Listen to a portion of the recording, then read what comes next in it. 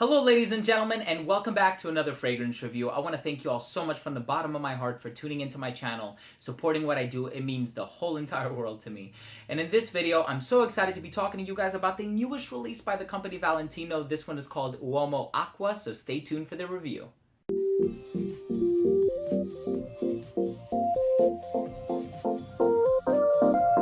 Now this fragrance was released just this year in 2017. Of course, I do have the original right next to it.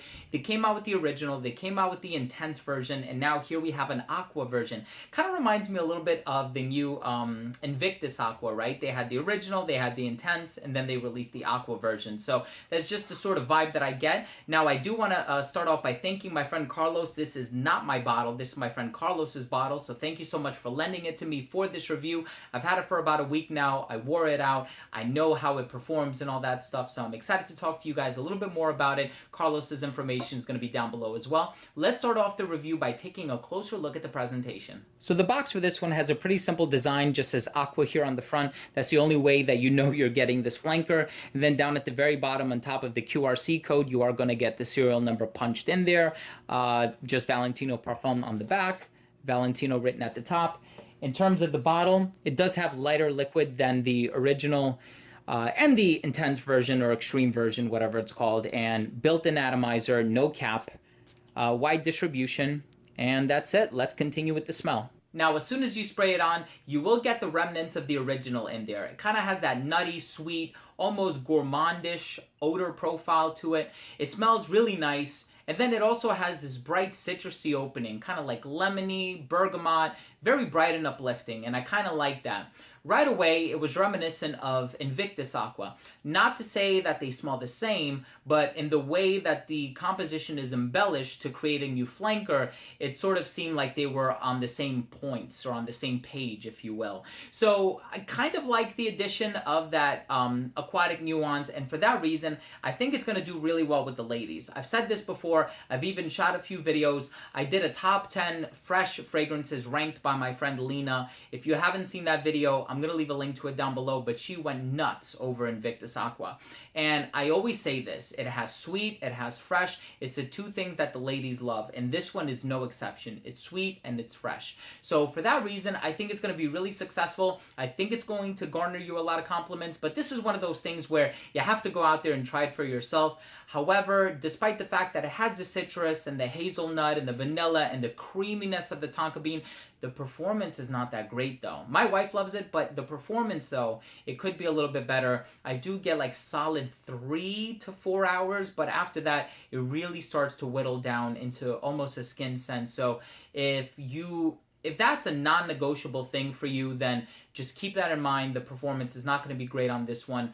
And, oh, another thing I forgot to mention, Paco Rabanne and Valentino both have the same parent company, which is Puig. So the fact that they're going in a similar direction is not too much of a surprise for me. But let's finish off the review by taking a look at my overall assessment. So first up, in terms of the uniqueness, it is kind of a unique scent. I mean, it does have the remnants of the original in there, but it is a flanker, so inherently you can expect it to smell a considerable amount like the original, or it would have just been a totally different fragrance in its own right. But this one does have hints of the original, but it has that nice inclusion of the citrusy, bright elements in the opening, which unfortunately is short-lived, which brings us into our next category, which is longevity. Longevity is like 3 to 4 hours, and then it sits very close to the skin. Funny story to share about this one. When my friend Carlos came over, before he lent me his bottle, we were sampling a ton of different fragrances, and I recall spraying this one on the back of my right hand.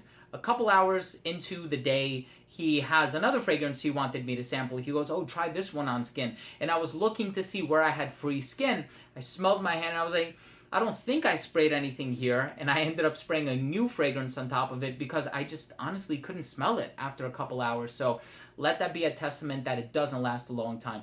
Projection is really good for the first hour to hour and a half because it has a more volatile citrus note, so they really jump up off your skin, and then it settles down into almost a close encounter between the sheets kind of a scent.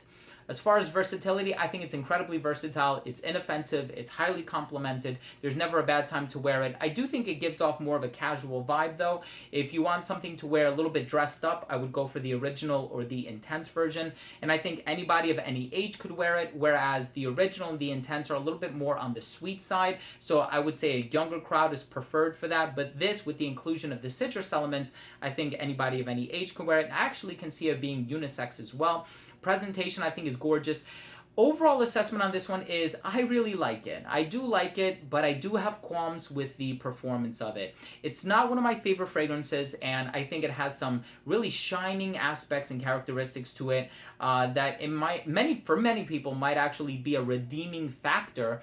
But for me, unfortunately, it does fall short in a few different categories. So for that reason, I don't love it, and it's not one of my favorites, but I really do like it, and I think I might be picking myself up a bottle of it, especially now that Invictus Aqua has been discontinued. So anyways, ladies and gentlemen, I want to thank you all so much for tuning in. It really does mean a lot to me. Your unending support means the world to me. If you have any experience with Invictus Aqua, oh my gosh. If you have any experience with Uomo Acqua, let me know. Leave a comment down below. Also, please don't forget to subscribe for future videos, and remember to enable notifications by clicking on the bell so you never miss any future content. So thank you so much for tuning in. We'll see you on the next episode. Take care.